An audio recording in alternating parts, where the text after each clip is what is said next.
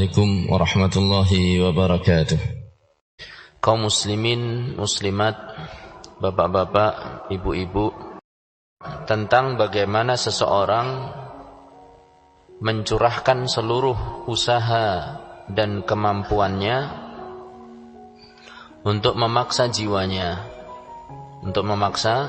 jiwanya menjalankan segala macam bentuk ketaatan kepada Allah Subhanahu wa ta'ala dan berusaha semaksimal mungkin mencurahkan seluruh usaha dan kemampuannya untuk meninggalkan segala larangan Allah Subhanahu wa ta'ala.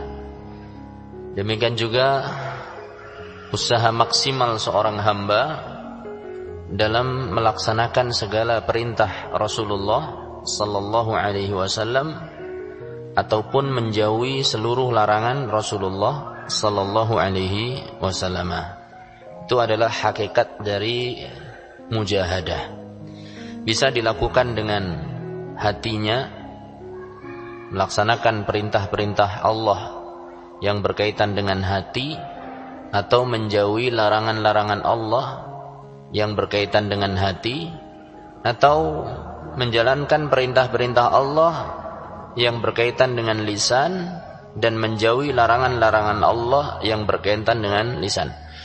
Demikian juga menjalankan seluruh perintah Allah dan Rasulnya sallallahu alaihi wasallam yang berkaitan dengan lisan, yang berkaitan dengan anggota tubuh, dan menjauhi seluruh larangan Allah dan Rasulnya sallallahu alaihi wasallam yang berkaitan dengan anggota tubuh.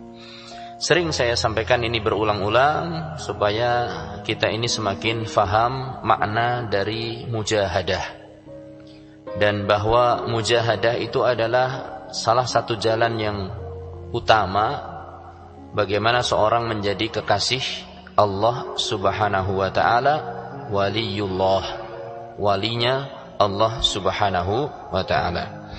Selanjutnya kita sudah bahas hadis yang ke-95 yang dikenal tentang pembahasan hadis wali.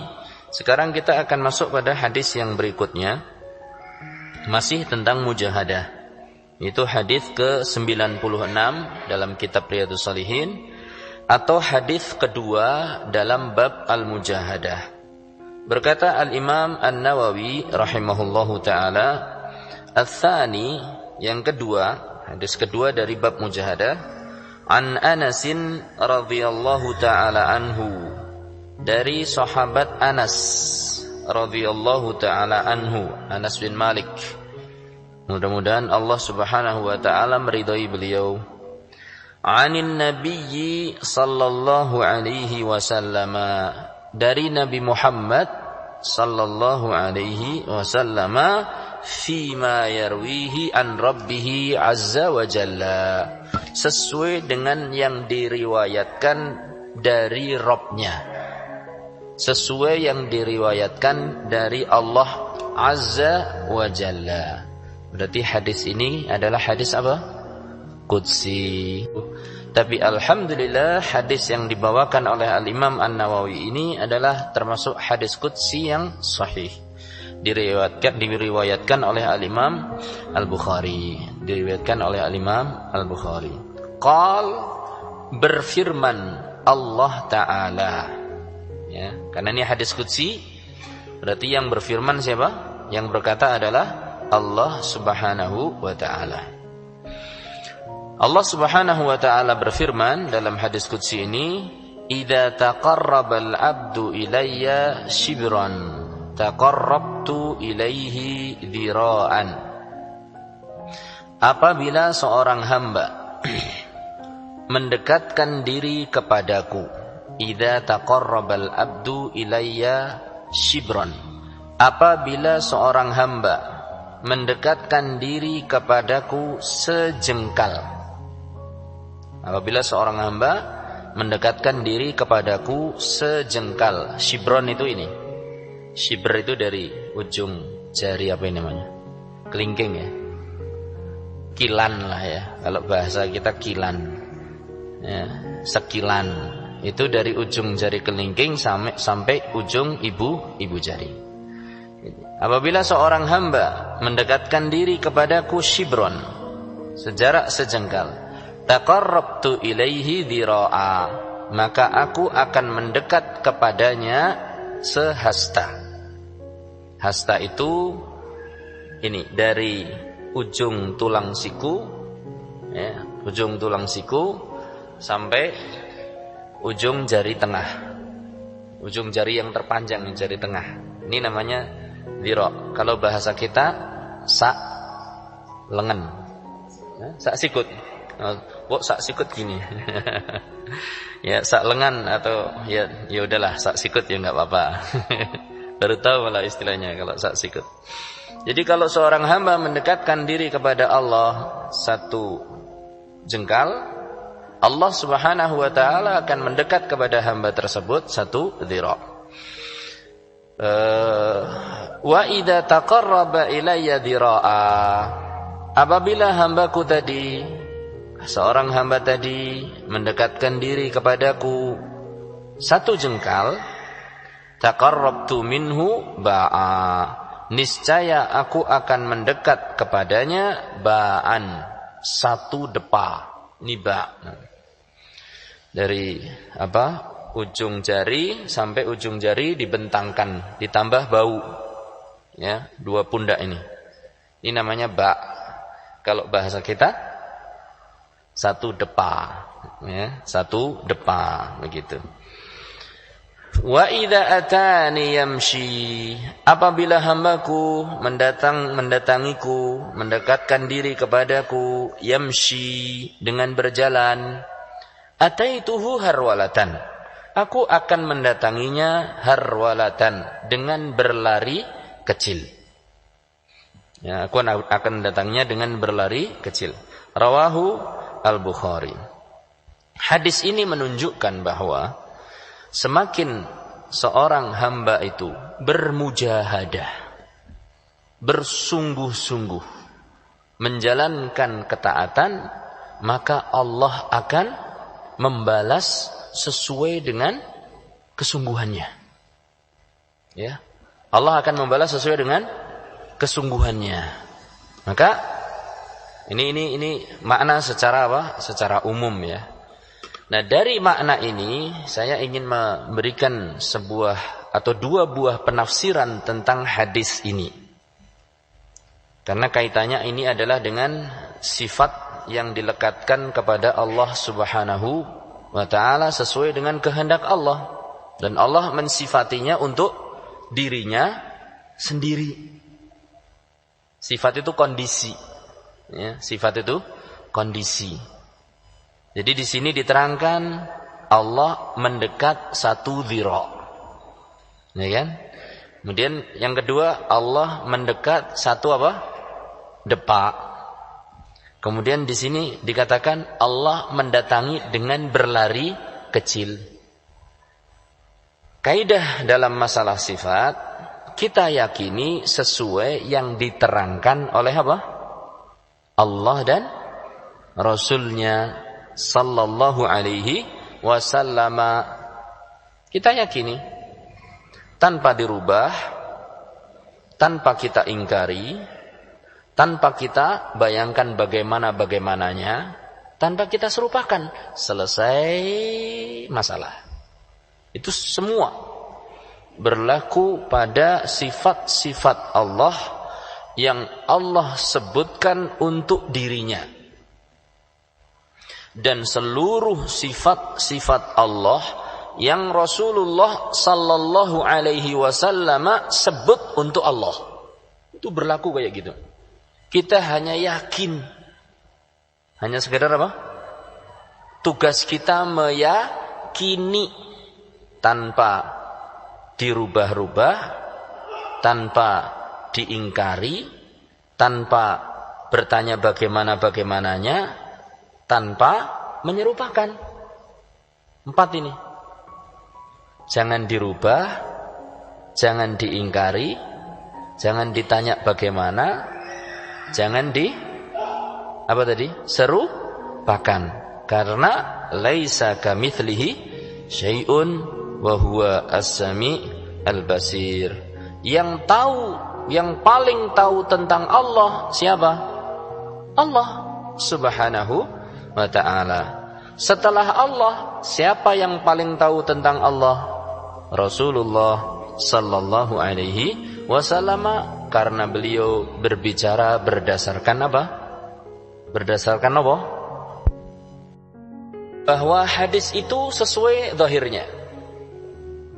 Dan ini adalah prinsip Ahlussunnah wal Jamaah. Dan saya ulangi, pendapat pertama dan kedua semuanya sesuai zahirnya, tidak disimpangkan. Karena Ahlussunnah wal Jamaah itu mengimani sifat-sifat Allah sesuai zahirnya. Enggak usah diblekak-blekuk, enggak usah dipelengkak-pelengkok, enggak usah dipledat-pledot, enggak usah dibelok-belokkan. Ini nanti pendapat pertama dan kedua itu sesuai zahirnya. Sesuai, ya seperti apa yang disampaikan oleh Allah dan Rasulnya, tidak perlu dirubah-rubah. Adapun yang pertama berpendapat bahwa zahirnya adalah seperti yang disebutkan dalam hadis ini. Itu yang kita yakini. Jadi ketika hamba Allah mendekatkan diri kepada Allah sejauh berapa? 1 kilan, 1 apa namanya tadi? 1 jengkal, Allah akan mendekat kepada hambanya 1 dhira'. Allah akan mendekat kepada hambanya 1 dhira'. Ustaz, sudah toh, enggak usah bingung. Diyakini saja. Adapun bagaimananya, siapa yang paling tahu? Allah. Kemudian siapa? Rasulullah. Kita hanya meyakini. Tanpa merubah, tanpa mengingkari, tanpa tanya bagaimana, tanpa menyerupakan. Ini maknanya. Kemudian yang selanjutnya, apabila seorang hamba mendekatkan diri kepada Allah sejauh apa? 1 hasta, 1 lengan, ya, sikut, maka Allah Subhanahu wa ta'ala akan mendekat 1 jengkal, ya apa? 1 depa. Enggak usah tanya bagaimananya lagi, sudah. Pokoknya tugas kita meyakini. Ya. Ustaz, berarti ini bagaimana Ustaz? Bukan masalah bagaimana. Ini penerapannya dalam kehidupan sehari-hari bagaimana? Mendekatkan diri 1 dhira' kira-kira bagaimana? Jalan menuju salat misalnya, ya kan? Atau melangkah menuju shaf. Dan yang lain-lain. Berarti ini diantaranya adalah ibadah-ibadah yang menggunakan apa? Jarak misalnya. Entah itu pergi sholat, mungkin pergi haji, pergi umroh, ya, berjuang ke medan jihad, jihad bil mal, jihad bin nafas, jihad bil ilm, dan seterusnya. Ya. Jadi semakin jauh dia dalam melangkah, Allah akan semakin mendekat kepadanya. Begitu. Wa idza atani yamshi, apabila kita mendekatkan diri kepada Allah dengan berjalan, Allah akan mendekat kepada hambanya dengan apa? Berlari. Harwalah itu adalah apa? Lari kecil. Naun minal adu fi musara'atil khuta. Ini melangkah dengan cepat. Itu namanya harwalah. Ustaz, bagaimana berarti? Kan sudah dibilang dari awal tadi. Tidak usah tanya bagaimana, diyakini saja. Karena ini siapa yang berfirman? Allah Subhanahu wa ta'ala. Kemudian siapa yang membawakan? Rasulullah sallallahu alaihi wasallam. Ini makna yang pertama. Jadi memaknai sesuai dengan konteks hadis betul-betul. Tapi ingat, prinsip Ahlus Sunnah memang meyakini ayat-ayat sifat atau hadis-hadis sifat sesuai dengan dohirnya, sesuai dengan apa adanya. Sesuai dohirnya itu sesuai apa adanya, tanpa dirubah-rubah, tanpa dibelok-belokkan, tanpa ditanya bagaimananya, tanpa diserupakan. Dah, ini pendapat yang pertama. Pendapat yang kedua, yang dengan ini tadi saya menyimpulkan. Pendapat yang kedua pun sama, berpegang pada zahir hadis. Berpegang pada apa? Zahir tadi apa? Apa adanya hadis itu. Cuma mereka memaknai bahwa apa adanya hadis ini artinya adalah bahwa ini gambaran dari suratul mujazah. Ini merupakan gambaran betapa cepatnya Allah dalam membalas. Kalau tadi apa? Yang pertama, kalau hamba mendekat satu jengkal, Allah mendekat satu hasta. Kalau Allah, ya kan, sesuai dengan penampakan hadisnya. Kalau yang kedua sama, sesuai dengan penampakan hadisnya. Cuma arti penampakan hadis dalam hadis ini adalah suratul mujazah. Allah maha cepat membalas. Lu kok bisa? Kan penampakannya kayak yang nomor 1. Mohon maaf ya, pembahasannya agak lumayan lumayan tinggi. Tapi saya berusaha untuk menyampaikan berulang-ulang dan secara pelan-pelan. Jadi di antara penampakan hadis sesuai dengan apa adanya hadis adalah bahwa Allah itu maha cepat membalas. Maha cepat apa? Membalas. Loh, kok bisa Ustaz diartikan itu? Lihat saja coba, kata mereka. Lihat saja coba. Kan tidak semua ibadah itu dengan langkah kaki. Bisa dipahami? Lihat bagaimana Masya Allah ulama itu. Kan tidak semua ibadah itu dengan langkah kaki. Ada yang ibadah itu orang sambil duduk. Ibadah sambil duduk, enggak maju-maju. Ngejujug. Ada bahkan yang sambil apa? Tiduran, berbaring. Ingat enggak firman Allah Ta'ala? Alladzina yadhkurunallaha qiyaman wa qu'udan wa ala junubihim.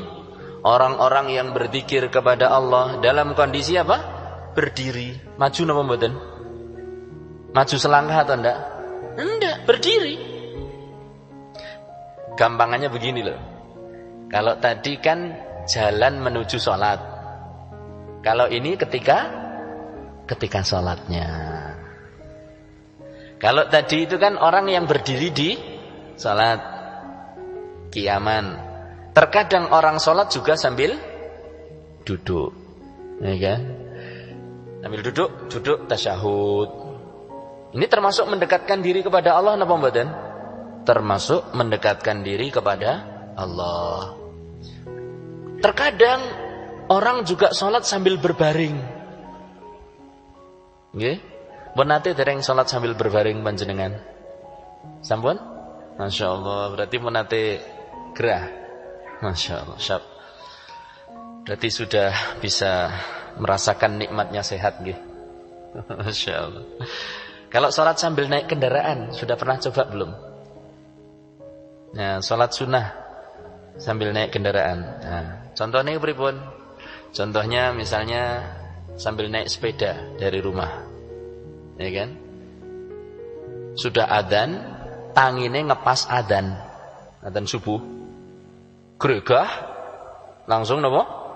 Tangi wudhu neng kamar mandi, numpak sepeda dereng salat sunat fajar. Perkiraan tekan masjid wis qomat. Lan jenengan pripun? Bisa salat sambil naik sepeda. Lah pripun Ustaz? Engko lostang Ustaz. Allahu Akbar. Rukuk Ustaz. Ndak harus angkat tangan dengan isyarat. Lho Ustaz, kula niku arahe ngidul, ndak apa-apa. Lah dite len nyepeda mboten kaya kepiting niku mboten usah ngoten iki. Ya, apa? Madhep ngulon kemudian miring-miring kaya kepiting niku, ndak usah. Kalau salat sunah itu bisa sesuai dengan arah napa? kendaraannya. Nah, dicoba seperti sekali-kali. Sholat sambil nopo? Sambil naik sepeda. Atau sholat sambil naik becak. Bengi-bengi numpak becak. Daripada nganggur, sholat witir. Gitu? Nah itu bisa. Jadi diajak ngobrol karo bapak becake, enggak nyaut. Dilongok ternyata lagi umi. Masya Allah. Dicobi ngoten niku. Atau mungkin sholat sunat sambil duduk, sambil nunggu dagangan. Kalau itu menghadap kiblat, kan sambil duduk. Baik. Jadi pendapat yang kedua tadi apa? Menggambarkan, hadis ini menggambarkan betapa cepatnya Allah dalam membalas kebaikan. Ya. Kok bisa dimaknai seperti itu? Ya dilihat saja dari hadis ini. Justru makna asalnya, makna apa adanya, kata mereka, itu menunjukkan bahwa ini maksudnya itu. Cepat dibalas. Kenapa? Karena ternyata tidak semua ibadah itu dengan langkah. Ada yang cuma dengan lisan, ada yang dengan tangan, ada yang dengan duduk, ada yang dengan berdiri. Kan berarti hamba itu tidak maju. Nanten nggih. Jadi ada dua makna. Jadi terkadang dia ibadah dengan sujud, dia terkadang duduk, terkadang berbaring, ya. Dan dalil yang jelas, yang paling jelas untuk pendapat yang kedua ini adalah firman Allah Ta'ala, alladzina yadhkurunallaha qiyaman wa qu'udan wa 'ala junubihim. Jadi berzikir kepada Allah bisa sambil berdiri, bisa sambil duduk, bisa sambil berbaring. Tidak harus suatu ibadah itu dilakukan dengan melangkah. Maka dua pendapat ini benar. Dua-duanya pendapat Ahlus Sunnah wal Jamaah, dan mereka mendasari pendapat ini dengan apa tadi? Memaknai hadis-hadis dan ayat rubah makna, tidak terpengaruh dengan mengingkari hadis itu, tidak terpengaruh dengan membagaimanakan sifat Allah, dan tidak terpengaruh dengan menyamakan sifat Allah dengan sifat para makhluk. Saged dipun fahami. Nek dereng faham monggo mangke ditangletaken malih. Nggih. Soalnya seperti ini kadang terlalu berat pembahasannya bagi sebagian kita. Saya teringat dulu kalau kelingan rumiyin pas awal datang ke Madinah, saya belajar dengan namanya Profesor Dr. Khalifah At-Tamimi rahimahullahu taala. Syekh Muhammad Khalifah At-Tamimi, salah satu dosen atau profesor di Universitas Islam Madinah, pernah ke Indonesia. Kemudian saya belajar bukunya, sebut saja bukunya Syekh Muhammad bin Saleh Al-Utsaimin, ya, Qawaidul Musla fi Asma'illahi Al-Husna. Kaidah-kaidah yang berkaitan dengan nama-nama Allah Subhanahu wa taala. Saya duduk mengikuti pelajaran, beliau menyampaikan sesuatu, saya catat. Menyampaikan sesuatu, saya catat. Tapi terus terang, saya enggak paham. Itu kalau enggak salah tahun pertama kedatangan saya. Saya enggak paham, tapi saya catat. Berusaha mencatat apa yang beliau sampaikan. Saya catat terus.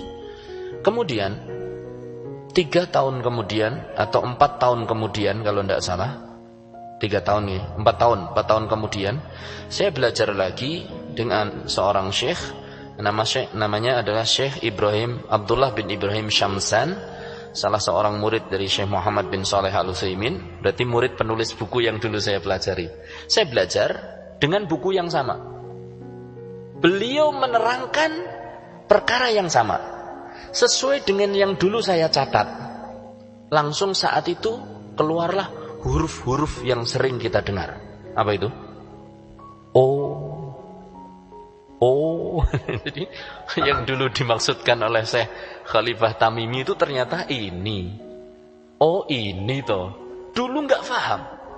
Tapi teruslah belajar. Mungkin sekarang belum paham, tapi teruslah belajar, teruslah bertanya. Kalau memang belum paham, niscaya suatu saat Allah akan beri kefahaman. Saya belajar nahwu. Guru saya namanya Ustadz Muhammad Syarifan rahimahullah ta'ala di Pondok Al-Irsyad Tengaran. Beliau kalau sudah ngajar nahwu bertanya, gimana ikhwan? Sudah paham apa belum? Kata beliau, belum paham antum. Ya sudah, nanti rak paham sendiri. Beliau kalau ngajar begitu, kan sudah tanya, udah paham belum? Dijawab belum, apa kata beliau? Belum. Ya udah, nanti rak yo paham sendiri. Ya ternyata betul. Berjalannya waktu, sesuatu yang tadinya kita tidak paham, Allah insyaallah ta'ala dengan terus belajar, Allah akan beri kefahaman. Insyaallah. Makanya belajar tidak mengenal berhenti terus.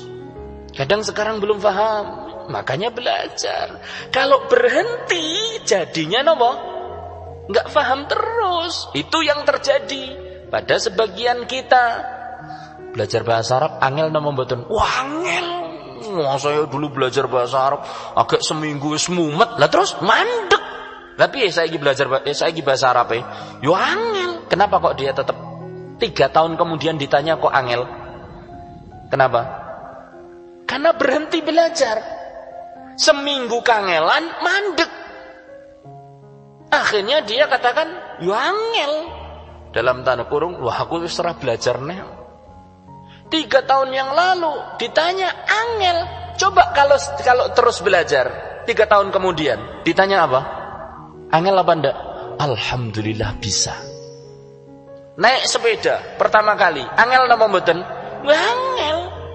Lah basar sakniki, lah mbok karo merem niki nggih sok nabrak. Gitu artinya sambil merem aja insyaallah apa? Bisa. Dulu awal-awal belajar itu kalau nemu lapangan kayak depan itu seneng banget. Karena nggak ada kemungkinan apa? Nabrak. Jadi kalau udah lewat jalan kecil-kecil, simpangan dengan orang, Masya Allah, terasa berat. Kenapa? Karena terus belajar.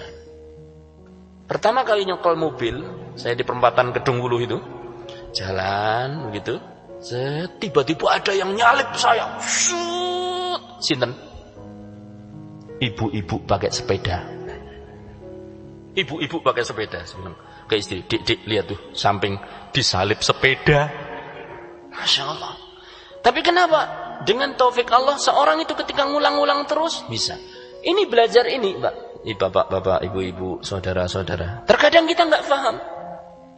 Tapi teruslah belajar. Teruslah belajar. Teruslah bertanya. Insya Allah, Allah lama-lama akan berkenan untuk memberikan kefahaman. Dan ini termasuk mujahadah. Bahkan ini termasuk mujahadah yang paling tinggi. Mengenal tentang Allah. Mengenal tentang sinten? Allah. Itu mujahadah yang paling tinggi. Makanya diantara kajian-kajian yang paling bermakna, itu satu, memahami ayat-ayat Allah. Karena ini mengenal tentang Allah. Memahami asma, nama-nama Allah subhanahu wa ta'ala. Memahami tentang sifat-sifat Allah. Memahami tentang hak-hak Allah. Tauhid. Itu mujahadah nomor 1. Karena langsung berkaitan dengan sinten? Allah subhanahu wa ta'ala. Maka semangat bapak-bapak, ibu-ibu, saudara-saudari. Mudah-mudahan Allah subhanahu wa ta'ala berkenan memberikan kemudahan. Dan siapa yang sungguh-sungguh, Allah pasti akan apa? Mudahkan. Walladzina jahadu fina lanahdiyannahum subulana wa innallaha lama'al muhsinin. Dan orang-orang yang bersungguh-sungguh di jalan kami, menjalankan ketaatan, menjauhi kemaksiatan, menjalankan segala macam bentuk kebaikan, mempelajari segala macam bentuk kebaikan, niscaya akan kami tunjukkan jalan kami. Dan sesungguhnya Allah Subhanahu wa taala bersama orang-orang yang muhsinin. Mudah-mudahan Allah Subhanahu wa taala menjadikan kita orang yang mampu untuk bermujahadah di jalannya dan menjadikan kita orang-orang yang berlaku ihsan. Allahumma amin. Mbok menawi mun cekapnya. Masih 4 menit. Ya, kita lanjutkan sedikit. Hadis selanjutnya. Ya, hadis selanjutnya. Jadi 2 makna tadi benar nggih? 2 makna hadis itu betul, tapi yang saya gunakan adalah makna apa tadi? Bahwa Allah ya akan membalas, semakin seorang itu mendekatkan diri kepada Allah, Allah akan semakin besar balasannya. Ya, demikian wallahu taala a'lam bishawab. Hadis selanjutnya adalah hadis nomor berapa? 97 atau hadis ke-3. Paling tidak saya bacakan hadisnya dulu. Qala al-Imam an-Nawawi rahimahullahu taala, hadis yang ketiga berkata al-Imam an-Nawawi, An Ibni Abbasin radhiyallahu taala anhuma, dari sahabat Ibnu Abbas radhiyallahu taala anhuma, mudah-mudahan Allah meridai keduanya, yaitu Abdullah dan Abbas. Dia berkata, qala Rasulullah sallallahu alaihi wasallam, telah bersabda Rasulullah sallallahu alaihi wasallam, nikmatani, ada 2 kenikmatan, maghbunun fihima, tertipu di dalamnya. Siapa? Katsirun minan nas, banyak kalangan dari manusia. Jadi ada 2 kenikmatan yang banyak sekali umat manusia tertipu, lengah. Apa itu kenikmatan itu? Apa 2 kenikmatan itu? Kata beliau sallallahu alaihi wasallam, as-sihhatu wal faragh, kesehatan dan waktu luang. Kesehatan dan waktu luang. Rawahu Al-Bukhari, hadis ini diriwayatkan oleh Al-Imam Al-Bukhari. Insyaallah taala akan kita bahas beberapa faedah yang indah dari yang telah disampaikan oleh diantaranya adalah Syekh Muhammad bin Saleh Al-Utsaimin dan juga masyayikh yang lainnya yang ada dalam kitab yang ada di hadapan kita. Insyaallah pada pertemuan yang akan datang. Mbok menawi makaten ingkang saged kula aturaken bilih wonten kelenta-kelentunipun nyuwun pangapunten. Wallahu taala a'lamu bissawab. Subhanakallahumma bihamdika asyhadu an la ilaha illa anta astaghfiruka wa atubu ilaik. Wassalamu alaikum warahmatullahi wabarakatuh.